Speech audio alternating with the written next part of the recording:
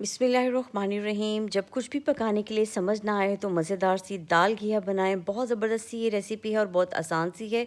एक पैन में आपने लेना है पानी, इसमें नमक, लाल मिर्च पाउडर और हल्दी पाउडर और थोड़ा सा कुकिंग ऑयल शामिल करके भीगी हुई चने की दाल डाल के इसको पकाने के लिए रख देना है जब तक ये मुकम्मल तौर पे गल ना जाए।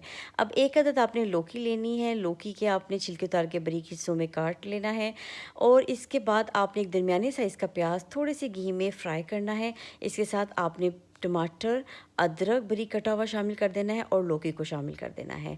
इसके बाद इसमें नमक, हल्दी, मिर्च और ज़ीरा शामिल करके आपने इसकी 5 मिनट तक अच्छे से भुनाई कर लेनी है और उसके बाद इसमें मुनासिब मिकदार में पानी डाल के इसको गलने के लिए रख देना है।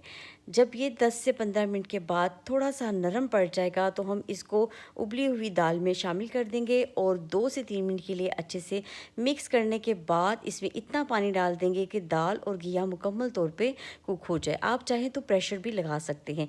जैसे ही नरम पड़ जाए इसको हल्का सा मैश कर लें। देसी घी में गोल मिर्च और ज़ीरे का तड़का लगाएं और इस रेसिपी को ज़रूर इंजॉय करें और मुझे अपना फ़ीडबैक दीजिएगा।